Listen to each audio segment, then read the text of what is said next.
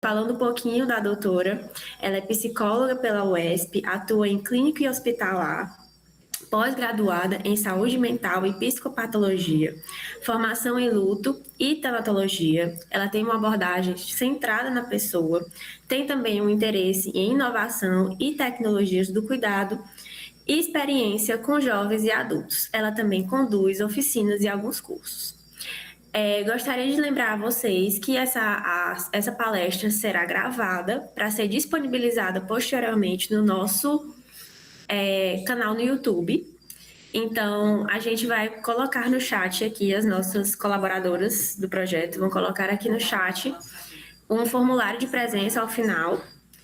E as dúvidas para acrescentar, vocês podem colocar no chat que estaremos passando para a doutora Laís, tá? Obrigado pela presença de todos e espero que dê tudo certo. Vou passar agora para a doutora Laís. Olá, boa noite. Vocês estão conseguindo me ver e me ouvir bem? Sim. Pronto. Pois sejam bem-vindos nesse momento. Como a Amanda me apresentou,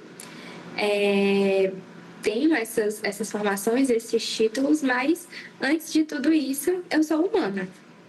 E aí, por ser humana, quero estar aqui em contato com humanos. Eu gostaria de saber como é que vocês estão hoje, como é que vocês estão agora à noite. Pode ser no chat mesmo, caso não queiram ligar o microfone.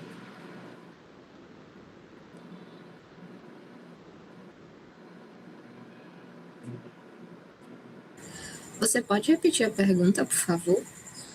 De como vocês estão hoje, como é que vocês estão se sentindo agora à noite, como é que vocês entram aqui nesse momento.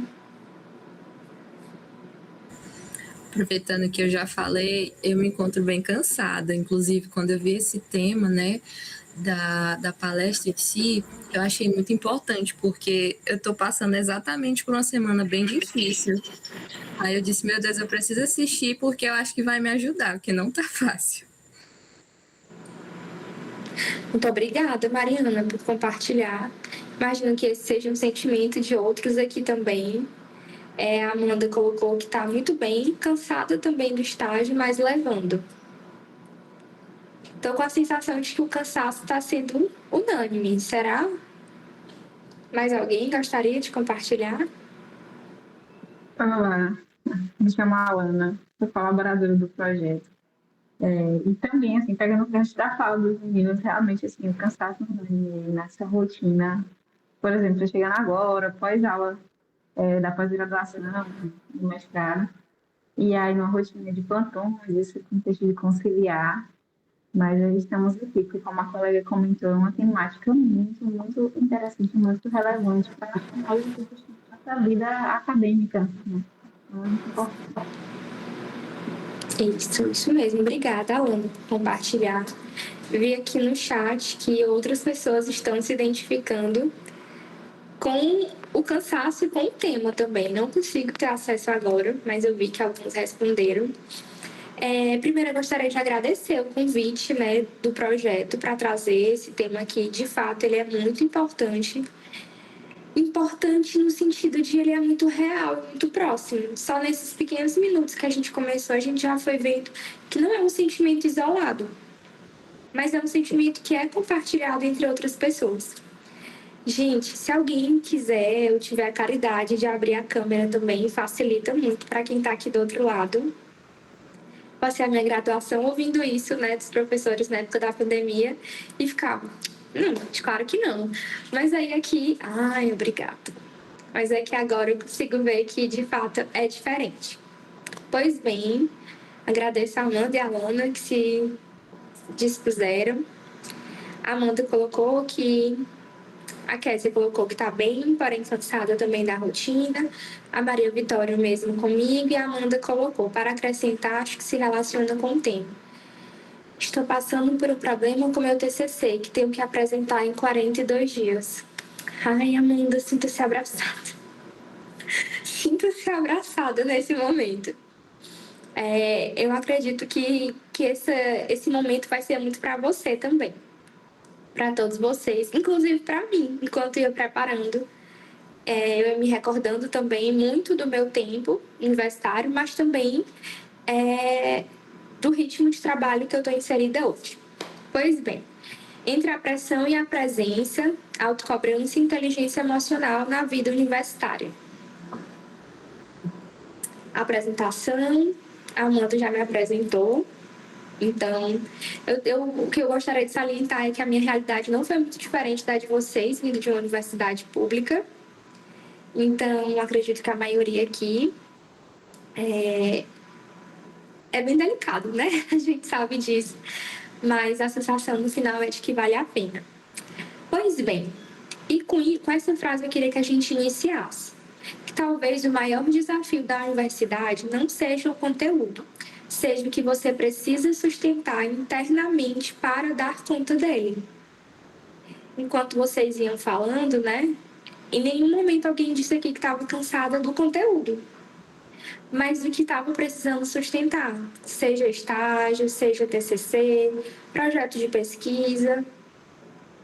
E é interessante porque tudo que vocês trouxeram está diretamente ligado a demandas acadêmicas. Ninguém disse aqui que estava cansado, por exemplo, vou fazer um exemplo, né? De correr uma maratona, por exemplo. Tudo isso foi aqui dentro desse contexto que estamos inseridos. Como é essa frase para vocês? Ela faz sentido? Não faz? Vocês se identificam?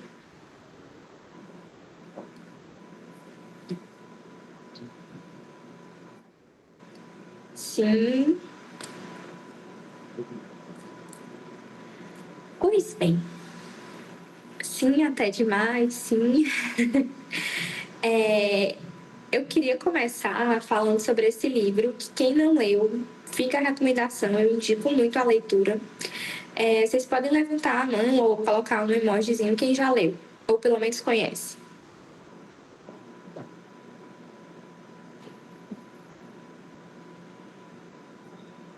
Já ouvi falar, a Sara disse.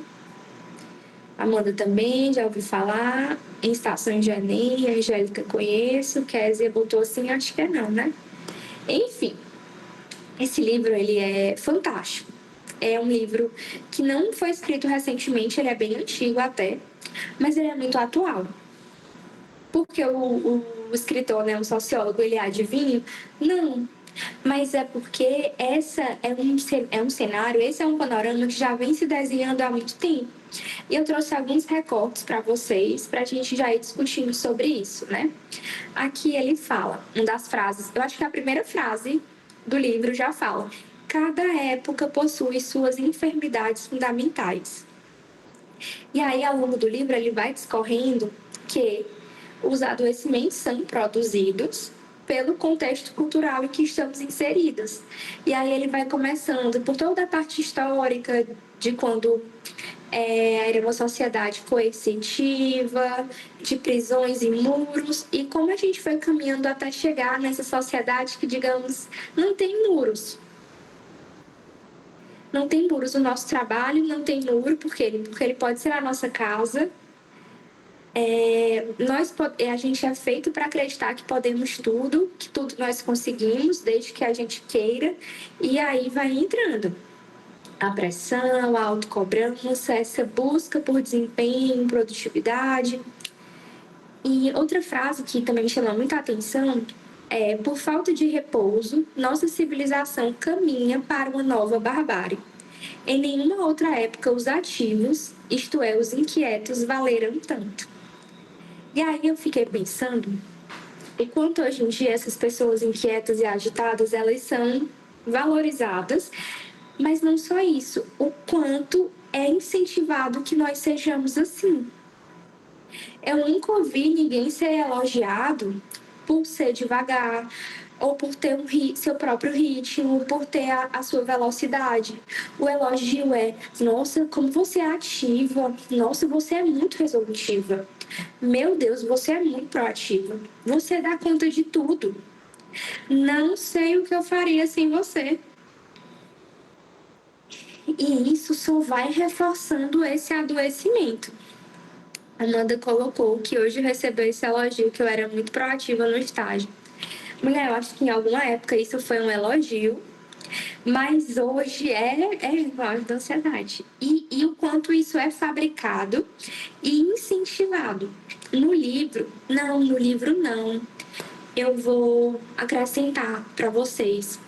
Tem um episódio de Christian Dunker, que ele é um psicanalista, que ele vai discorrer sobre essa questão do burnout e ele traz um experimento. E isso, Sara, sem contar na autocobrança que vem junto.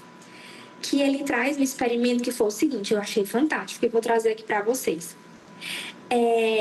Em telemarketing, só tinham mulheres. Essa experiência é bem antiga, acho que é de 1900 e alguma coisa. E nesse telemarketing, eles foram percebendo que se a demanda fosse cada mulher atender 10 telefonemas, elas atenderiam 10 telefonemas. O que eles pensaram? Eu vou produzir sobrecarga para aumentar a produtividade delas. Então, eles colocaram para que elas atendessem 15. Com um nível elevado de estresse, elas aumentaram a produtividade e de 10 ligações passaram para 13. Não conseguiram as 15, que era uma meta naquela época inalcançável, mas conseguiram as 13. E qual era a repercussão? Adoecimento, elas saíam de lá extremamente adoecidas, e enfim. Mas o objetivo foi alcançado, aumentar a produtividade. E esse foi um recorte controlado, isolado de muito do que acontece hoje. Às vezes são colocados metas inalcançáveis, seja no trabalho, seja na vida acadêmica, na vida pessoal, exatamente para produzir, para gerar essa ansiedade, essa autocobrança, como a Sara colocou, para que a gente aumente o nosso desempenho. Só que em algum momento isso foi apresentado como algo benéfico. E a gente foi se perdendo. É como ele fala, né? A gente está caminhando para uma nova barbárie. Isso é uma barbárie. A outra frase é que fala, né? A sociedade do cansaço. Enquanto a sociedade ativa desdobra-se lentamente numa sociedade do doping. Fantástico. Achei fantástico. É como aquelas frases, né? Que você toma café para acordar e toma um remédio sedativo para dormir à noite. Então, a gente está sempre ali buscando um doping, de alguma forma, né? Como diriam os jovens, que eu sou jovem também, os hacks, né? A gente está sempre procurando esses hacks para facilitar a vida de alguma forma. Sejam os psicoestimulantes, que nunca foram tão vendidos, energéticos, uso abusivo de cafeína, e ao mesmo tempo relatos de insônia, hiperatividade, ansiedade.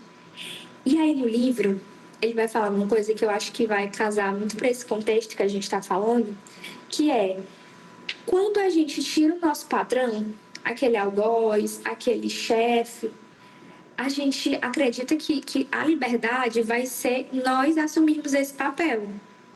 Então, nós somos os nossos próprios chefes, patrões e algozes. E vamos reproduzindo todo esse adoecimento.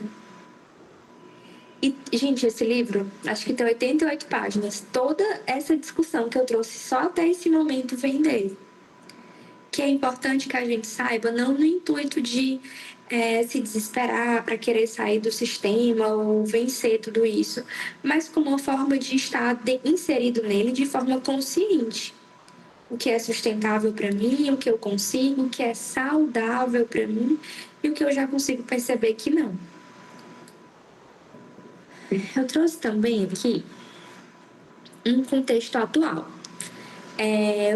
Fui pesquisar artigos, né, sobre esse tema e encontrei esse que fala sobre a análise dos níveis de ansiedade, estresse e depressão em universitários da Universidade Federal de Viçosa.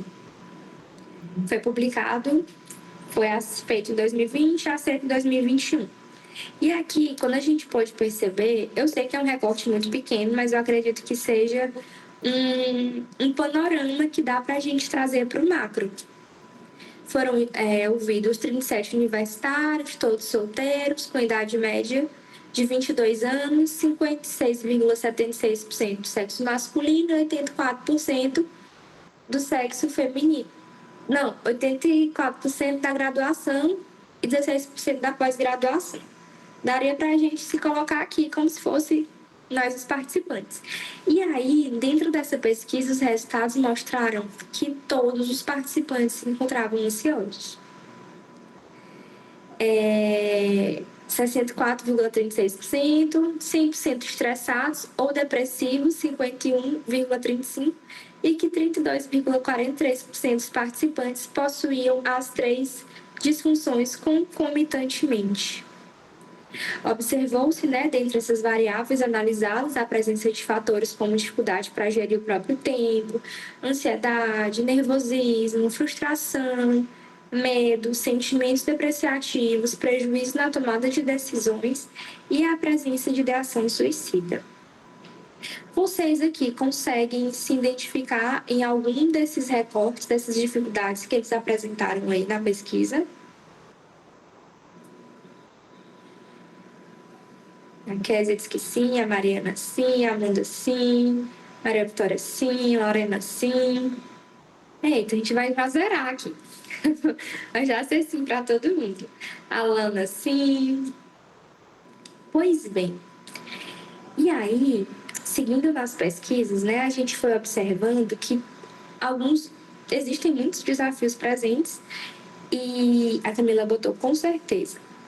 E algum deles são o momento de transição na vida, tanto de faixa etária quanto vida acadêmica, profissional, financeira. Apareceu muitas pesquisas quando eu fui buscar sobre o endividamento de jovens e o quanto isso gera adoecimento dentro dos campos universitários. Foi um dado que me chamou bastante a atenção. A Amanda até sorriu com a sua cabeça. Pois é, tem essa necessidade de desenvolvimento de habilidades e competências sociais. Esse é aquele momento, que a gente vai precisando e desenvolvendo essas estratégias de enfrentamento. E aqui eu saliento para uma coisa que eu gosto sempre de falar com os meus pacientes, enfim, por onde eu passo. Que há um choque de realidade quando a gente entra na graduação. Por quê? A gente vem de um ambiente escolar que ele é em comum, ou geralmente, ele é homogêneo. Então, são pessoas de faixas etárias semelhantes, com alguns interesses semelhantes, com origens semelhantes, com estilos de vida minimamente semelhantes. Quando a gente vai para a graduação, a gente entra num universo completamente heterogêneo. De idade, de classe, de objetivos, de metas, de ideologias, de crenças. E esse já é um dos primeiros choques culturais, associado a um ambiente universitário visto como ansiogênico e estressor. Eu coloquei essa observação aí ao lado, por quê? Porque não quer dizer que a universidade por si só já seja assim, mas todo o contexto que ela está inserido, ela vai promover sentimentos como esses. Por quê? Porque é uma fase de adaptação. E fases grande desafio, assim, da acadêmica, também acho. Gente, eu me disperso. Mas eu gosto. Voltando. Quando a gente vai falando sobre esse ambiente estressor, a gente está falando de adaptações. E, geralmente, momentos adaptativos é natural, é biológico, é neuroquímico que a gente passe por estresse e ansiedade. Por quê? Porque são respostas naturais a adaptações. A nossa atenção aqui é quando ele passa para o que é patológico, para o que é adoecedor ou iminente de adoecimento. Um outro desafio presente aqui é a expectativa versus a realidade. Quem aqui, quando entrou no curso, se frustrou com alguma coisa que encontrou que era diferente do que pensava? E aí? Vocês estão tímidos, podem abrir o microfone, que é bom que eu bebo.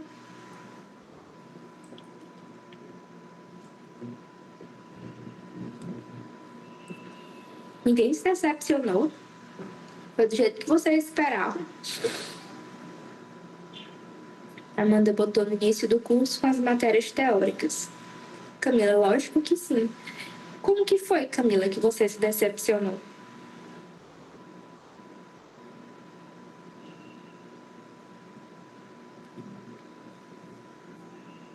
Disciplinas. Eu entendo. Eu entendo.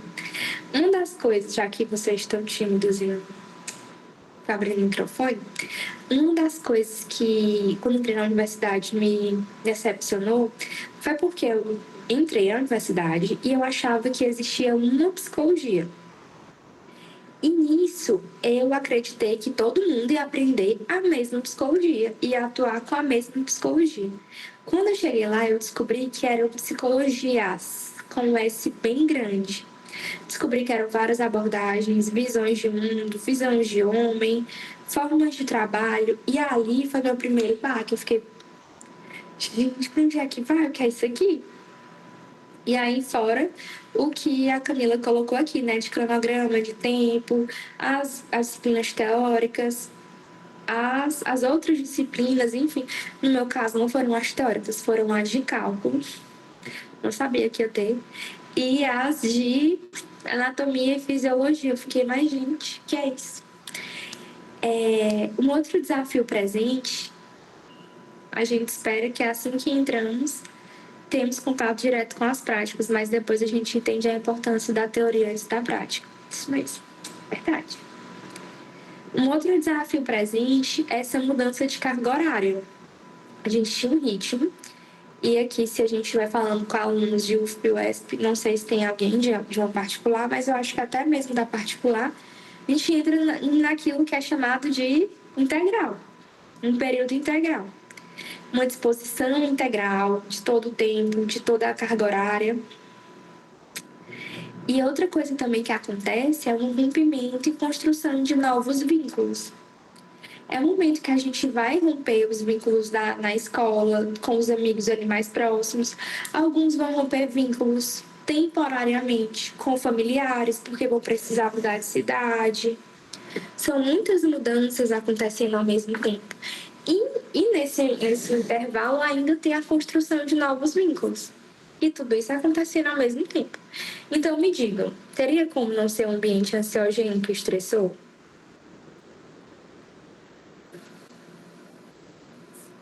Adaptação em diversos segmentos.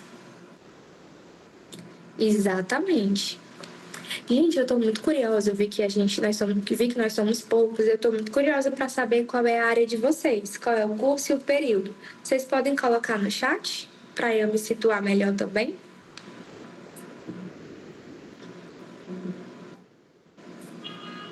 Certo.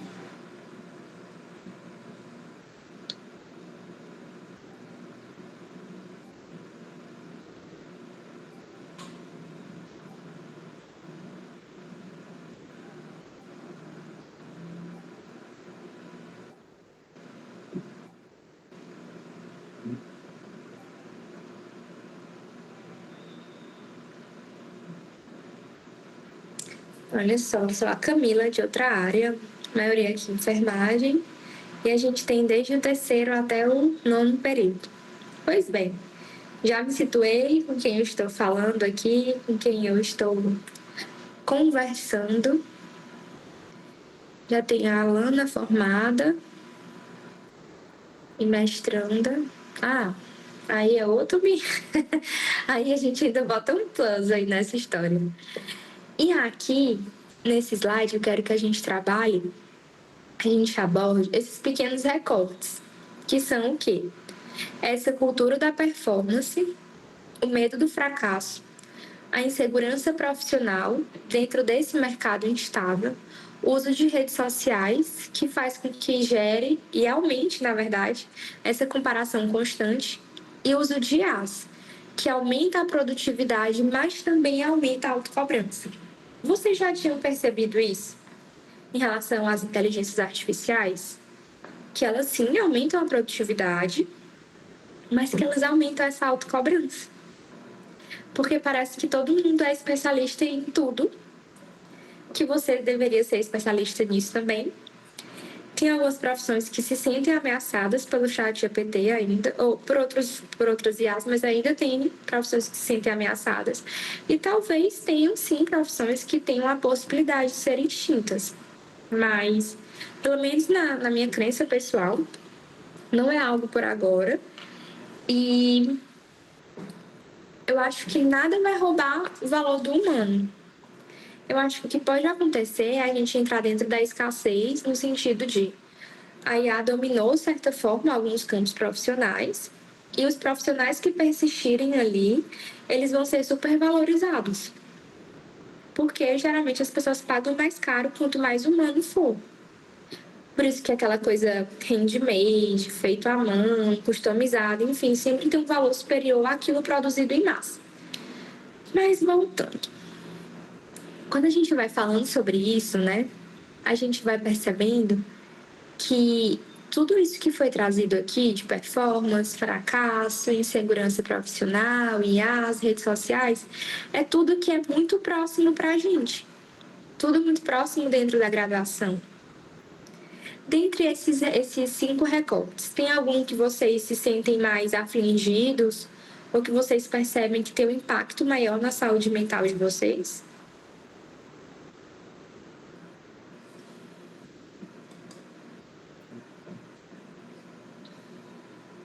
Bom, eu vou começando a falar, acho que 2 principalmente, é essa cultura da performance e essa questão das redes sociais hoje em dia, que traz esse contexto da comparação constante. A gente já discutiu em algumas outras atividades aqui do grupo sobre esse contexto, né? E é um contexto que cada vez mais tem gerado um quadro de ansiedade, né? Acho que não só para no quesito do estudante, mas para a vida de um modo geral de todas as pessoas. Então, essa questão das redes sociais, o uso moderado, de saber filtrar é extremamente importante. E nós que estamos inseridos nesse processo acadêmico, que aí existem essas cobranças, existem esses cronogramas, que geram essa ansiedade principalmente. Sim. Obrigada, Alana, por contribuir. Eu vi que muitos colocaram também sobre esse medo do fracasso.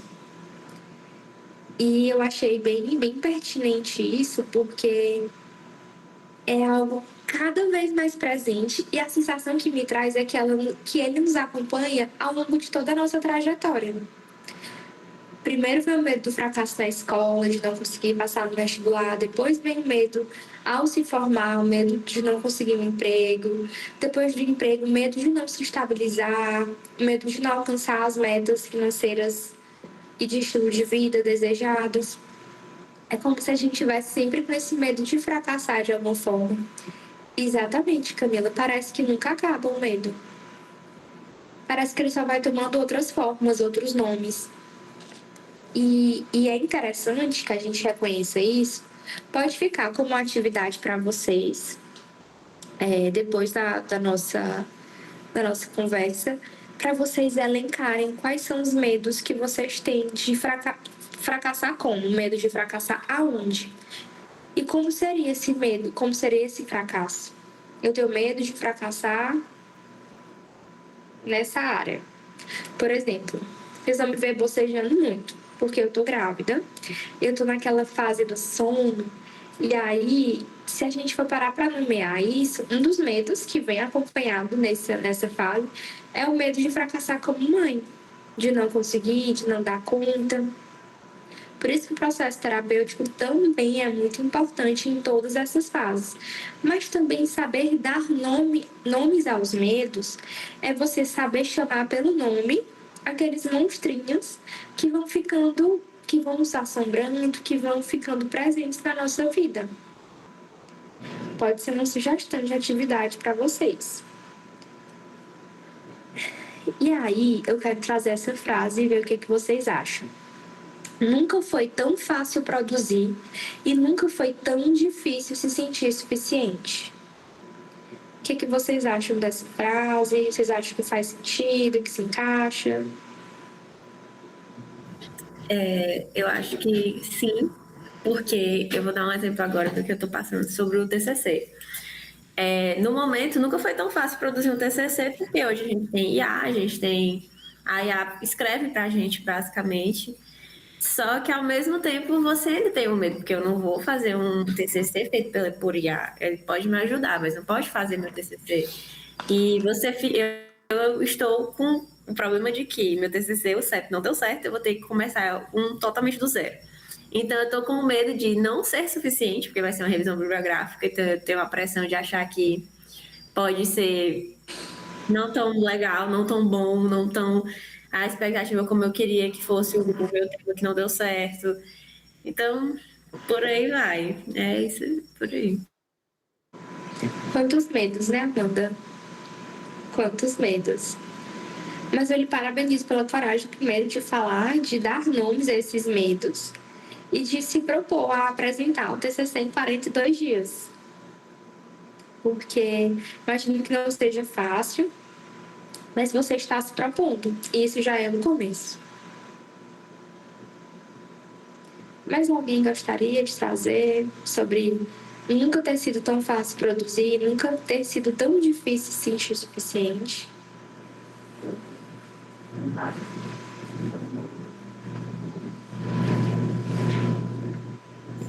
Eu acredito que isso se intensifica muito, né, durante a graduação, porque, falando por mim, eu saí do ensino médio, demorei um pouco para entrar na graduação, porque eu estava planejando outras coisas, mas veio um choque muito grande, porque a gente vê que é você por você.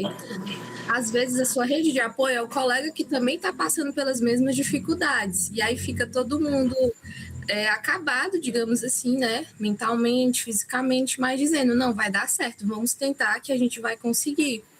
E cria uma situação que você se autocobra demais porque você quer ter ali o melhor, né? Quer tirar uma boa nota, quer ali conseguir aprender, mas ao mesmo tempo tá tão cansado e a situação é tão extrema de tantas coisas para resolver que acaba ficando difícil. Sim, Mariana, sim. Enquanto você ia falando, eu me recordei também que a gente vê nas redes sociais, a gente vê um termo, né, chamado de brainstorming. E essa chuva de ideias e de pensamentos e conteúdos. E, de fato, também nunca foi tão fácil aprender. Aprender sobre tudo, sobre vários conteúdos. Mas ainda persiste esse medo e essa questão de se sentir suficiente. A gente acaba entrando numa enxurrada de ideias, de conceitos, de conhecimento, que às vezes nem são relevantes e produtivos para a gente, mas a gente está tão inserido nesse contexto que a gente não quer ficar de fora. E quando fala ficar de fora, eu recordo muito desse termo que eu descobri dentro do consultório, fiquei indignada, que eu não sabia, que é o FOMO, né? Que é esse medo de não fazer parte. E nisso a gente vai entrando muito nesse efeito manada, de que se as pessoas estão inseridas nesse movimento, a gente acaba enveredando por ele por esse medo de não fazer parte. Amanda, uso demais, FOMO. Amanda, depois eu te convido a pesquisar o JOMO, que é a alegria de ficar de fora. É a alegria de ficar de fora. Já existe esse termo. E, enfim, também é interessante a gente ir olhando essas perspectivas. Como a Mariana introduziu já, né? Ela falou sobre essa autocobrança. E aí aqui a gente vai vendo, essa é novidade, vou aderir, pois, de nada. A autocobrança, ela não é disciplina. O que a autocobrança é na verdade, um medo disfarçado de exigência, uma tentativa de controle diante da incerteza e uma busca por valor pessoal através do desempenho. A gente percebe na psicologia que níveis altos de autocobrança, eles são relacionados geralmente, eles são mais altos em pessoas que atribuem o próprio valor a fazer muitas atividades, a ser bom em muitas coisas. E aí a gente vai vendo que quando a gente atrela o nosso valor pessoal, quanto nós nosso bem-estar, nossa alegria, nossa tranquilidade a fazer muitas coisas, a gente vai percebendo que isso, na verdade, é uma armadilha, porque nunca vai ser suficiente. E outra coisa também, né, da autocobrança, é que ela nada mais é do que essa tentativa de controle incessante diante das incertezas. E que período tem mais incerteza do que o período da graduação? Aí a autocobrança aí ela vai lá para cima. E é como a gente falou slides atrás, é o medo. É o medo do fracasso, medo de dar errado, medo de não dar certo, medo disfarçado de exigência. Aqui eu trouxe um comparativo, né, entre a autocobrança e a disciplina. Quais são as principais diferenças? A autocobrança, ela gera exaustão, pune o erro e ela é movida ao medo. O combustível da autocobrança é o medo. A autocobrança, às vezes, ela também é um mecanismo compensatório. Ah, vai encerrar.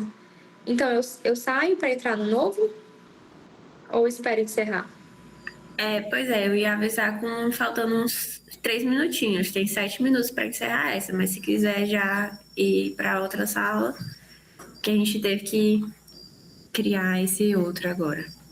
Tá bom, eu vou só terminar esse slide e aí a gente migra para outra sala.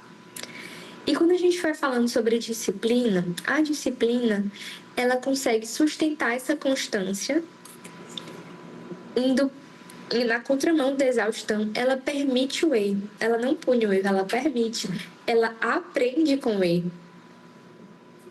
E a disciplina ela é movida à direção, a objetivos, às metas, que é diferente da motivação da autocobrança, que é o medo. Então, talvez esses conceitos, essa diferenciação seja muito importante, principalmente nessa fase que vocês estão, para que uma não se disfarce da outra. Certo? Pois vamos migrar. Deixa eu só copiar aqui.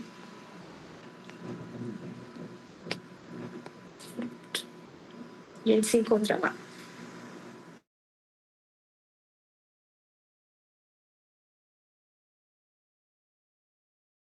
De identificar, conseguir parar, conseguir quebrar antes que ele se desenvolva. Como é que começa? Geralmente começa com expectativa, que na maioria das vezes é uma expectativa alta. Dentro dessa expectativa vem essa ansiedade, essa tentativa de controlar, esse medo da incerteza, medo do futuro, do fracasso. A ansiedade ela acontece de forma e é percebida de forma tão intensa que muitas vezes gera procrastinação ou uma paralisação. Por conta disso, gera-se a culpa e, consequentemente, mais autocobrança. Expectativa, ansiedade, procrastinação, culpa, mais autocobrança. Vocês conseguem reconhecer, se perceber dentro desse ciclo? Acontece aí com vocês? Amanda, sim. Amanda Zotal, Lorena, sim. Maria Vitória, sim.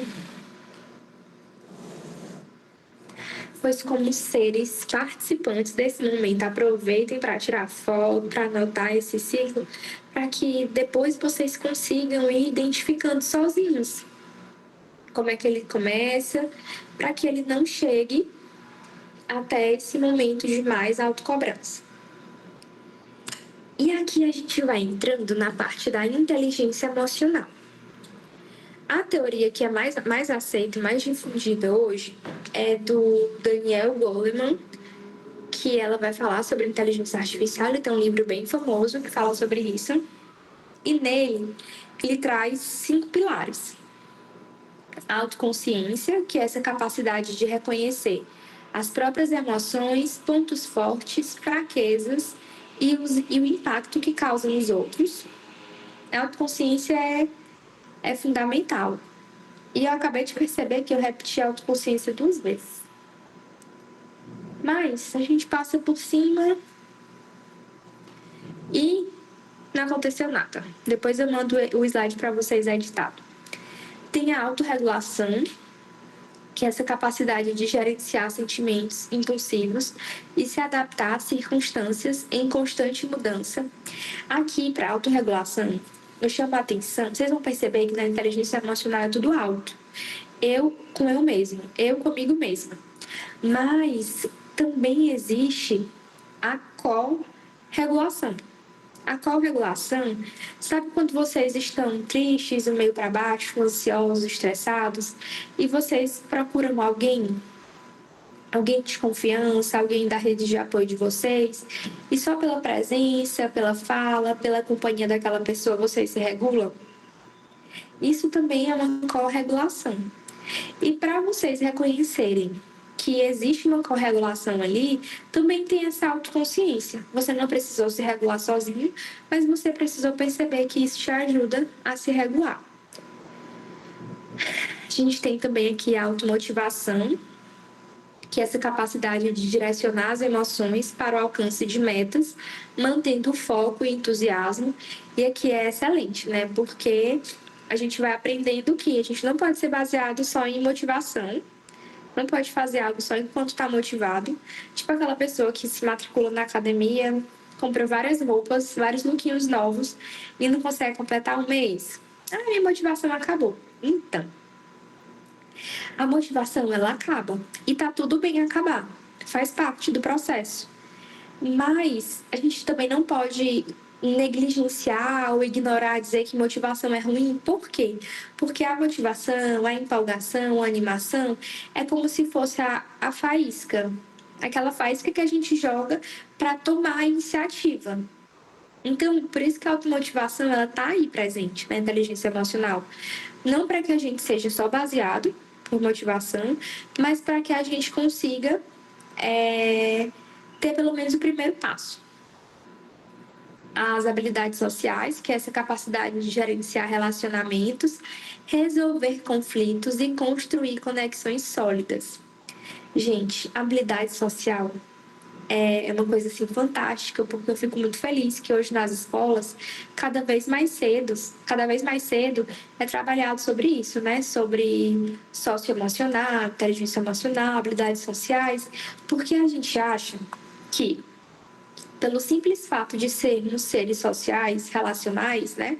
Seres humanos, a gente sabe se relacionar com as pessoas e tem todas as habilidades sociais necessárias. Mas a gente não tem. Ainda precisa desenvolver algumas a gente já tem, e aí é importante potencializar. Igual em uma palestra que eu dei sobre comunicação não violenta, eu falava sobre a diferença entre falar e comunicar. Falar, a gente é incentivado desde o momento que nasce. Falar, pronunciar palavras. Um papagaio fala. Mas comunicação é emitir sons, palavras com sentido e de uma forma que o outro compreenda. Isso, Renoir, isso, soft skills.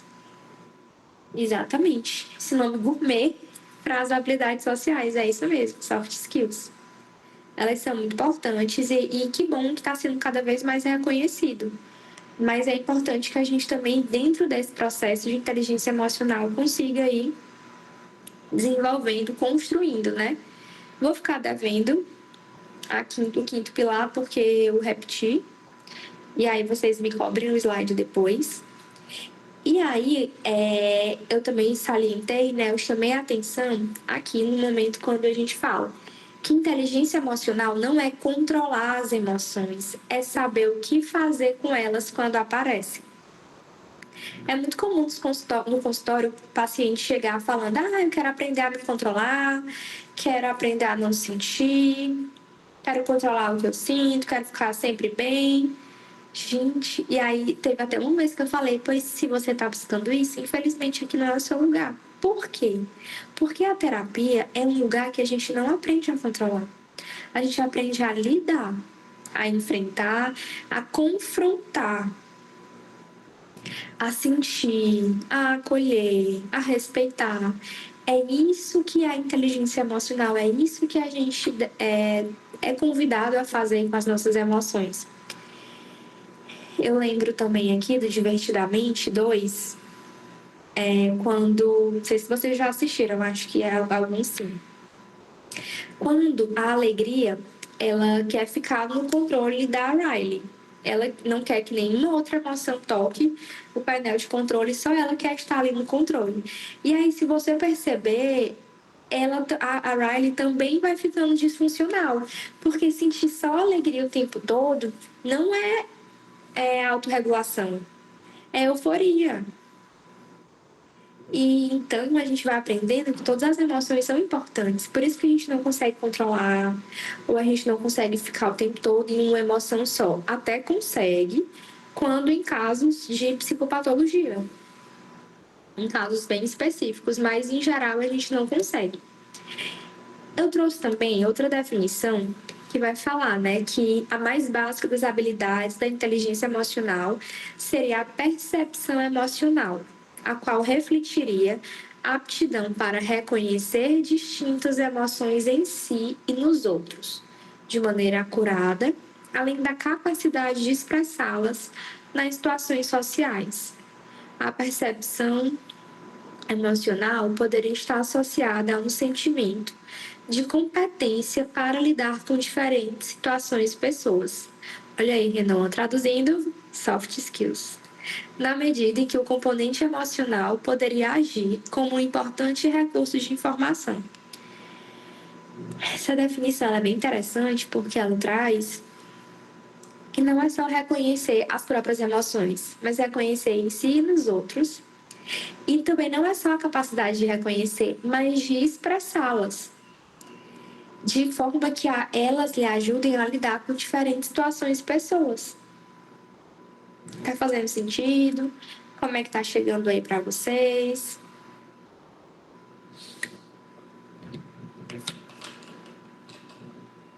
Gosto de ver. Pois é legalzinho para vocês também.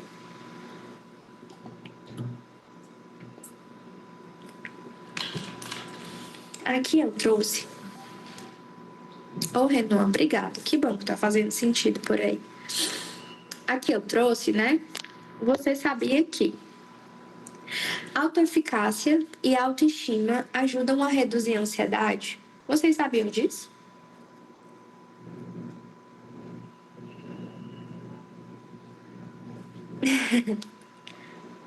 Maria Vitória, Sara.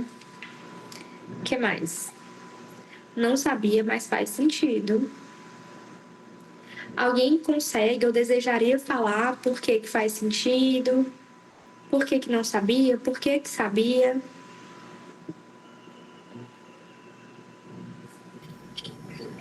Eu vou dar de novo meu exemplo do TCC, que é a questão de que, assim, eu estou ansiosa, mas, ao mesmo tempo, eu sei que eu consigo, eu sei que eu sou capaz.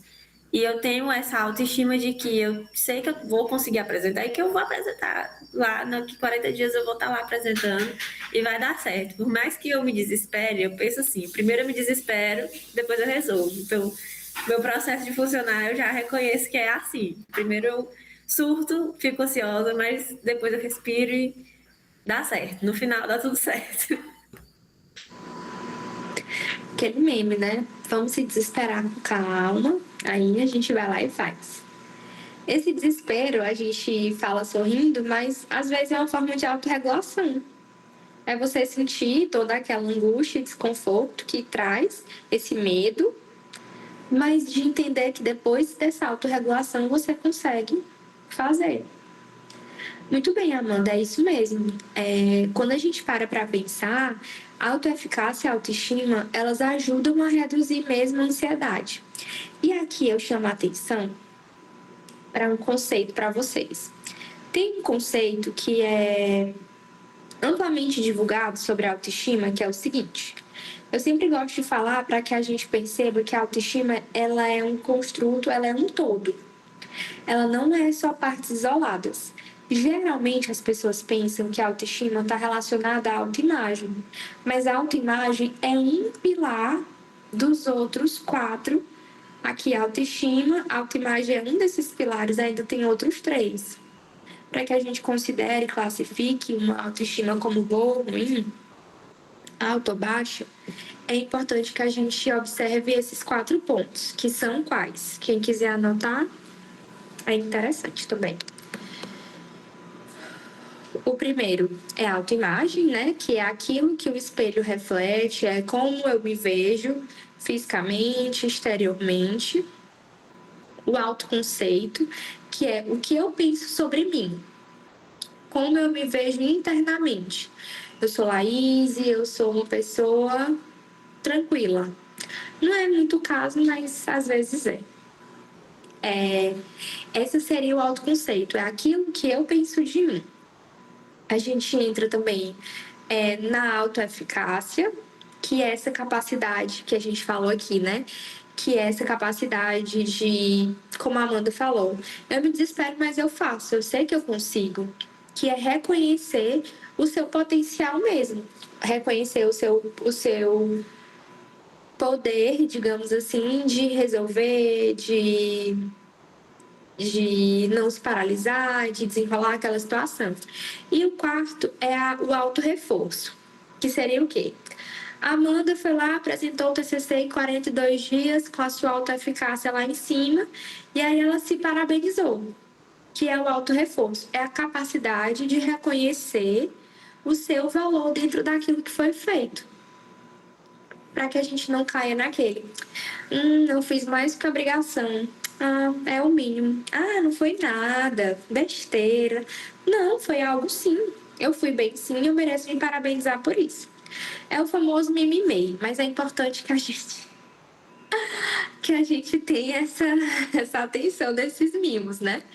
Para que não entre nas estatísticas de estudantes universitários endividados. Mas é isso, a autoestima. São esses quatro pilares.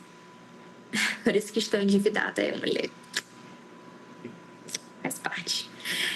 São esses 4 pilares mesmo, para que a gente não caia nessa falácia de eu estou me sentindo linda, minha autoestima hoje está ótima. Pode ser que sim, mas você está falando da sua autoestima em geral ou você está falando da sua autoimagem, que o espelho reflete? Peraí, Renan, que eu vou já ver o que você botou. Renan, acho que a autoeficácia também estaria relacionado a entender como aliviar as tensões do cotidiano. Perfeitamente. Autoeficácia é isso mesmo. Essa capacidade de desenrolar mesmo, assim, falando no português mais acessível, de desenrolar, de conseguir, de reconhecer o potencial, o seu potencial, né, de lidar com isso. E aí, tem um artigo que ele vai falar que as crenças de autoeficácia têm papel crítico em como os indivíduos respondem e percebem as situações, as crenças sobre controle e as próprias habilidades de enfrentamento. Em situações estressoras, interagem com o processo de resposta emocional dos quadros de ansiedade. Então, a gente pode pensar que a autoeficácia é essa estratégia de enfrentamento que traz aqui nesse texto. Você sabia que estudantes universitários possuem maior vulnerabilidade ao desenvolvimento de transtornos mentais quando comparados à população de mesma faixa etária que não se encontram no ensino superior? Vocês sabiam disso? Sara, com certeza.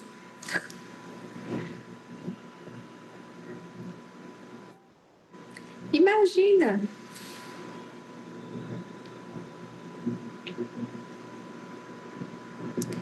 Vocês que já sabiam que faz sentido isso, vocês gostariam de falar alguma coisa sobre por que isso acontece? Por que dessa maior vulnerabilidade?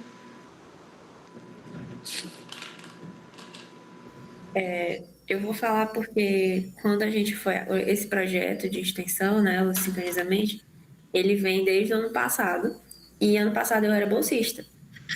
E a gente apresentou, né, no final do ano, e eu apresentei o meu trabalho sobre o projeto de extensão, eu falei que exatamente isso, que nosso projeto é focado em alunos da graduação, porque na graduação os alunos enfrentam vários estressores, né? Que seria a questão da adaptação, mudança, tudo que já foi falado aqui, né? Sobre muitos alunos ficam longe da família, muitos alunos têm essa questão da autocobrança, da pressão que pode acabar gerando um burnout, né? Uma depressão, por conta das frustrações, daquele ciclo, né? Da autocobrança. Então, eu já tinha pesquisado sobre isso antes, já tinha visto alguns dados sobre. Então, tem todos esses fatores que pessoas que não estão na graduação não passam, né? Assim, não tem tanto latente. Isso mesmo, amor, isso mesmo. Assim como está na redação do artigo, né? Alguns fatores acadêmicos e de carreira podem representar motivos de estresse ou de risco à saúde mental dos estudantes. Entre eles, tudo que a gente foi falando aqui, né? De rotina acadêmica intensa, carga horária de estudos, nível de exigência da formação, demandas de organização do tempo e conteúdo de estudo, distância da família, endividamento. Tudo isso aí, e o que eu acho assim, interessante, né? Como é que a gente pode esperar resultados diferentes? Tudo isso acontecendo ao mesmo tempo, em uma fase da vida biológica, neurobiológica, que muitas mudanças estão acontecendo. Exatamente, Renan. Ainda por cima, pode ser tudo isso junto, e fora as questões subjetivas, as questões biológicas, as adaptações físicas. A Sara coloca, né? E o próprio convívio social nem sempre é saudável, infelizmente. Então, infelizmente acaba acontecendo. E se a gente parar para pensar, é uma resposta de várias pessoas adoecidas, juntas, para adoecimentos diferentes. Claro que não justifica, né, qualquer situação desconfortável, mas assim, a gente também precisa ter esse outro olhar. Tá, Laís. Entendi a autocobrança, entendi sobre a inteligência emocional e o que é que eu faço com tudo isso. Uma das estratégias que a psicologia apresenta é a possibilidade de nomear para regular, que é o quê? Às vezes a gente fala que está se sentindo angustiado, que está triste, que está ansioso, que está deprimido. Só que, às vezes, principalmente ansiedade e depressão, são termos que eu costumo falar que são guarda-chuva. Se eu estou sentindo qualquer coisa estranha que não é do meu habitual, eu digo que é ansiedade. Mas nem sempre é. Às vezes pode ser frustração, pode ser medo. A depressão é a mesma coisa. Qualquer mínimo sentimento ou movimento de tristeza, de apatia, de cansaço, já nomeia como depressão. Mas isso não necessariamente se enquadraria dentro do transtorno. Por quê? Porque quando a gente não sabe nomear, a gente usa uma palavra genérica para aquilo e às vezes é algo que a gente nem conhece. Eu tô me sentindo tão coisado. Eu tô assim, agoniado, uma gastura. Eu não sei o que é que eu tenho, não, mas eu não tô bem. Como que a gente vai saber o que fazer quando a gente diz eu não tô bem? Tá, tudo bem. Você não está bem, mas você não está bem por quê? E aí, uma estratégia prática seria, ou seja, saber identificar exatamente o que for. Isso aí, Renan. Ou seja, uma estratégia prática seria, eu não estou mal. Eu estou me sentindo, exemplo, triste, porque eu estou com fome. É um exemplo esdrúxulo, mas eu sei que não é um sentimento. Mas aí a gente pode falar. Eu estou me sentindo triste porque meu dia hoje foi mais difícil. Enfim, quando a gente consegue nomear, nesse primeiro exemplo da fome, né? Se eu estou triste porque eu estou com fome, o que eu posso fazer é comer. Se eu só falar que estou triste, ou que meu dia foi péssimo, ou que eu estou horrível, que eu não estou bem, eu não vou saber necessariamente o que fazer, mesmo que eu esteja sentindo fome. Porque eu não vou associar que o que está me causando a tristeza é a fome. Tá fazendo sentido? E aqui eu trouxe para vocês, se vocês puderem fotografar, imprimir, colocar na parede, num caderno. Ele é o ciclo das emoções. Aqui ele vai colocando as principais emoções humanas. Quando a gente não souber nomear, a gente dá uma olhada nele e ele já vai dar uma luz. Eu tô sentindo medo ou eu tô sentindo. Deixa eu ver aqui. Ou eu tô apreensiva, ou eu tô aterrorizada, ou eu estou me sentindo um pouco submissa. Eu estou com nojo ou eu estou sentindo um certo desprezo. Enfim, quando a gente vai nomeando, é como eu falei dos monstrinhos. Se eu chegar para você, vou pegar o exemplo do Renoir. Se eu chegar, Renoir, você vai entrar nessa sala e lá você vai encontrar um monstro. E aí todo mundo que você encontrar nessa sala vai poder ser um monstro. E você não vai saber de qual monstro se defender, porque você não sabe qual é. Agora, se eu disser, Renoir, você vai entrar nessa sala e você vai encontrar um monstro alto, magro, verde, de olhos claros, você já vai conseguir distinguir e saber do que exatamente precisa do alvo. Você já vai saber, nem todos nem todos vão parecer monstros para você. Você não vai precisar ficar nesse estado de hipervigilância. Nem todos vão ser ameaça. Você vai saber exatamente qual é a sua ameaça naquele momento. A próxima é o reconhecimento, que vai gerando uma validação. Uma estratégia prática, ao invés de pensar. Porque, assim, estudante é bicho que gosta de fazer uma lista enorme de atividades. Hoje eu vou fazer isso e aquilo. Coloca 10 atividades. O dia tem 24 horas. Não considera tempo de sono, de alimentação, de deslocamento, de imprevisto, de qualquer coisa. No final não faz nem a metade. Como é que um estudante desse vai se sentir no final do dia? Eu não fiz nada. Meu dia foi péssimo. Não fui produtiva. Não rendi.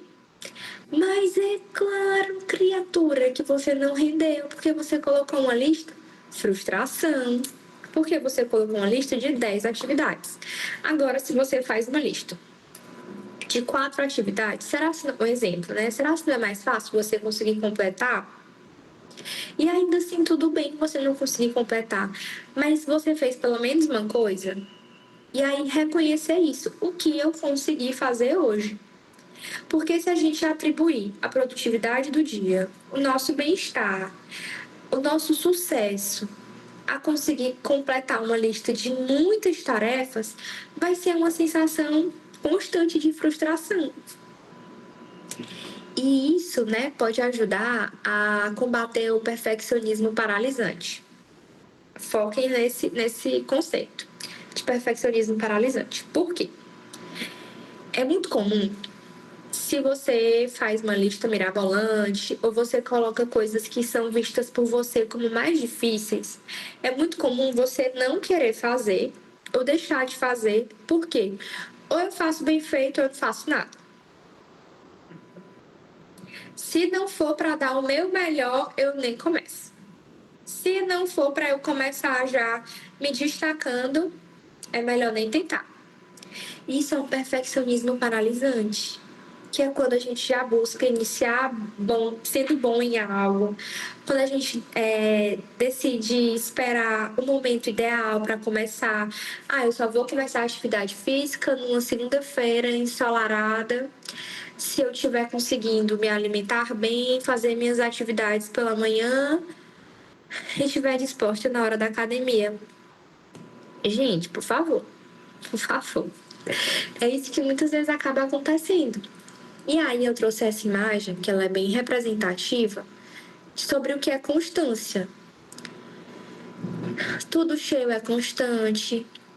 Uns cheios, outros vazios também é constante. Uns vazios, uns pela metade e os outros cheios é constância. Um sim, um não também é constância. Porque a constância não é sobre dar o seu máximo, não é sobre dar a mesma coisa todos os dias, mas é de continuar. A Sara colocou algo aqui. Ela colocou: é o imediatismo de fazer tudo de uma vez que leva à procrastinação nos demais dias. Exatamente. E a constância vai vai de arrasto. Outra coisa que pode ajudar, né, dentro desse contexto de autocobrança, inteligência emocional, é uma ressignificação que gera uma transformação. Uma estratégia prática, ela seria o quê? Eu não tenho que dar conta de tudo sempre. Percebem que esse tenho que tá em caixa alta, propositalmente. Por quê? Tenho que são regras, são ordens e obrigações. Perceba a diferença de eu tenho que beber água todos os dias. É diferente de é importante que eu beba água todos os dias.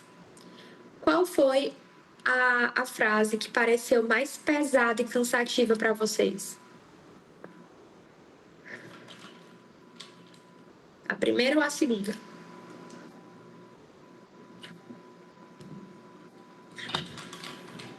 Primeira, unânime. Isso mesmo. Quando a gente coloca esse eu tenho que, a gente já tá ali se fadando ao peso, ao cansaço, à desistência, ao abandono. Porque se a gente parar para pensar, nós temos vários eu tenho que. Mas se a gente for trocando por é importante que eu faça isso, é necessário que eu faça aquilo, é preciso que eu faça isso ou aquilo. E aí, nessas pequenas ressignificações, a gente pensa que é só uma palavra ou uma expressão, mas já muda muita coisa da forma que nós percebemos. E aí, dentro dessa ressignificação, a gente também pode pensar que tá tudo bem descansar. Se eu tenho que entregar para o TCC em 42 dias, como é que eu vou descansar? Eu te garanto que não vai ser um dia que vai impedir que seu TCC seja escrito. Agora, se for 10 dias de descanso, aí eu te digo, mulher, é difícil. Mas um dia, uma tarde, também quando a gente consegue reconhecer, eu posso estar cansado. Tudo bem eu estar cansada. Tudo bem eu estar me sentindo desmotivada. É a validação. Dentro da minha abordagem, né, que é a abordagem centrada na pessoa, de Carl Rogers, a gente vai aprendendo, vai percebendo na prática também que a transformação, a mudança, ela acontece a partir do momento que a gente aceita. Não aceitar no sentido de concordar ou de querer estagnar, mas aceitar no sentido de reconhecer. Eu reconheço que eu estou assim, eu reconheço que eu sinto isso, que eu sinto aquilo. E a partir desse reconhecimento, a gente pode pensar nessa transformação. Por quê? Como que a gente quer mudar uma coisa que a gente não aceita? Um exemplo, se eu não aceitar lá que eu tenho cabelo branco, que de fato eu tenho, como que eu vou pintar? Porque como é que eu vou pintar um cabelo que eu não aceito que seja branco? Eu posso só ignorar, não, teu cabelo branco não, quem tem é tu. Vocês percebem? E aqui eu trouxe, né, que ressignificar essa capacidade de atribuir um novo sentido a algo que te trava, prende e desconecta. Resumindo, é a capacidade de trazer sentido a uma coisa que muitas vezes ou em algum momento foi sem sentido para você. E aí, para a gente já ir encaminhando pro finalmente, até para não tornar algo cansativo, que é o que a maioria trouxe aqui, eu queria propor para vocês, né, uma nova forma de existir na universidade. Que vocês respondessem, pegassem papel mesmo, ou um celular, e respondessem a pergunta: qual a vivência acadêmica eu quero construir? Eu sei que muitos vão querer só pensar, e tudo bem pensar, mas é importante que vocês escrevam ou digitem, porque é uma forma de concretizar, de trazer, de tornar algo visível, algo mais palpável, essa vivência que vocês querem construir. Mesmo que você esteja no nono período, perto de se formar, ainda tem uma vivência aí que você deseja construir até esse momento chegar. E aí eu vou dar 5 minutinhos para vocês pensarem, escreverem. E se alguém quiser compartilhar depois aqui, o espaço está aberto. Eu vou aproveitar para ir ao banheiro enquanto isso.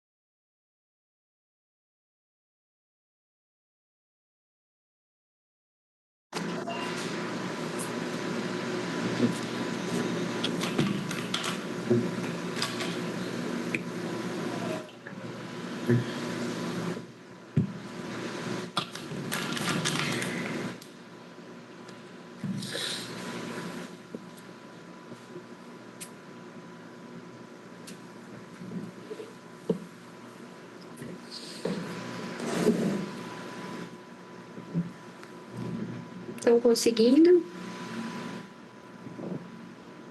Tá dando certo?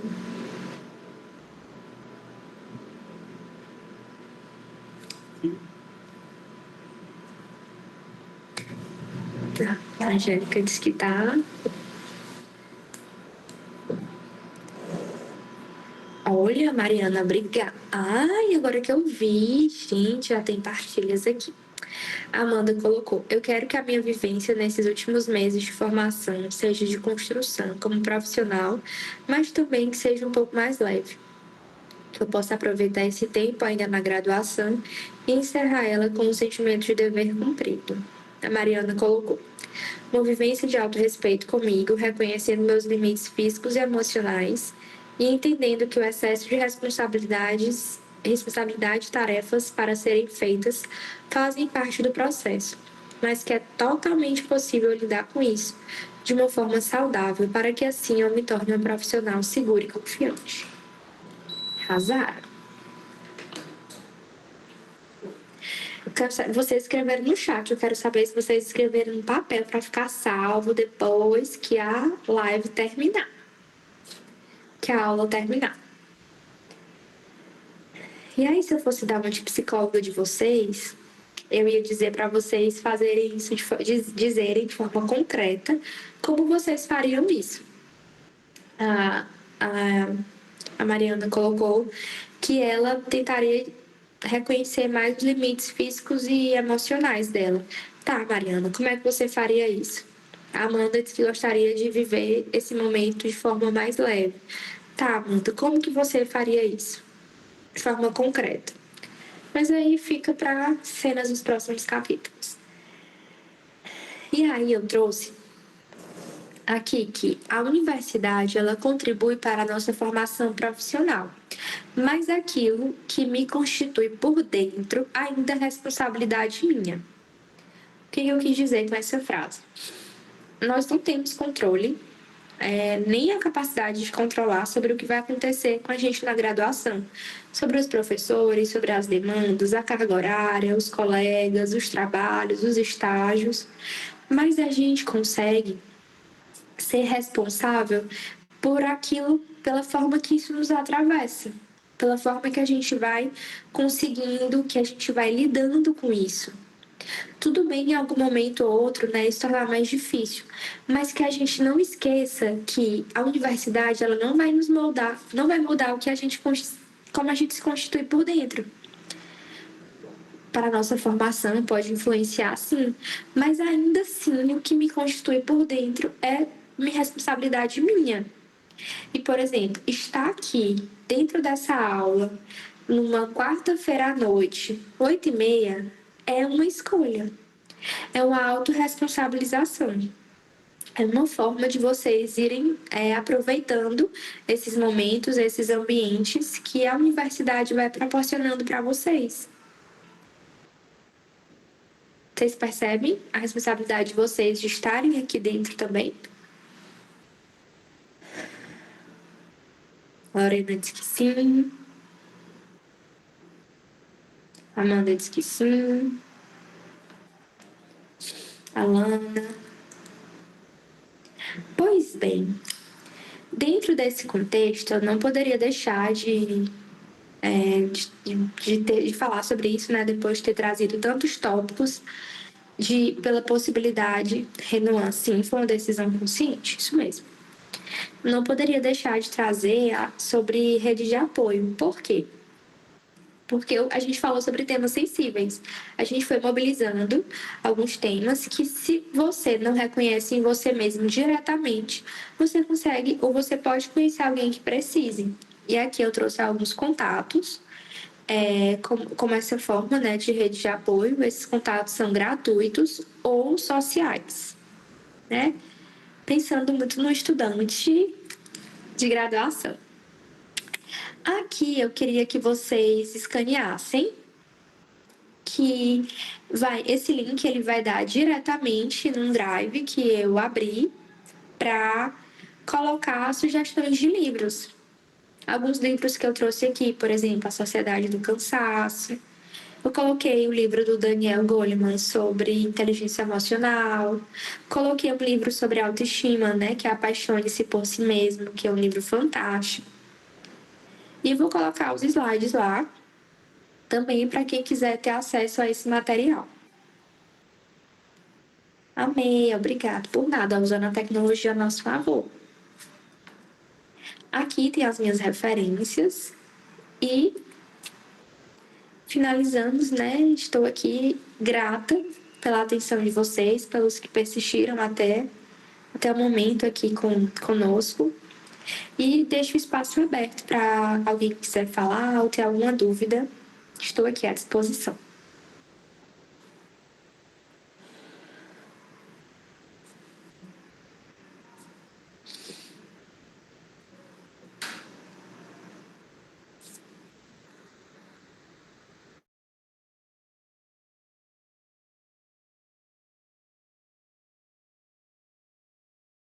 Bom, eu gostaria de agradecer pela palestra. Foi uma palestra que, assim, pessoalmente para mim foi altamente construtiva e valeu muito a reflexão para mim, né? Principalmente pelo momento que eu estou passando, pela necessidade. E acredito que para todos nós aqui da graduação é um tema muito pertinente. E vamos divulgar, como eu falei, no YouTube, para que tenha realmente um alcance maior. Foi uma conversa muito boa e gostaria de agradecer também pela participação de todos. E lembrar também da frequência que está aqui no chat para preencher, que depois a gente vai abrir no CIGA para poder fazer os certificados. Mas, no mais, eu gostaria de agradecer muito a doutora Laís. Estou muito feliz. Não lhe conhecia antes, eu conheci... Quem indicou foi o Isaac, pela palestra que foi feita de comunicação não violenta. E aí eu queria muito também ter assistido essa palestra, mas não tive a oportunidade. Quem sabe na próxima vez. Mas estou bastante feliz com a atividade de hoje. Obrigada, Amanda, pelas palavras. Obrigada, Alana. Obrigada, Renan. Que bom que foi fazendo sentido para vocês, de alguma forma, que vocês se sentiram tocados ou atravessados por esse tema. Esse momento ele foi só um convite para que vocês possam olhar para esse assunto com mais atenção, com mais leveza, com mais tranquilidade. Contem comigo também, se eu puder ajudar em alguma coisa.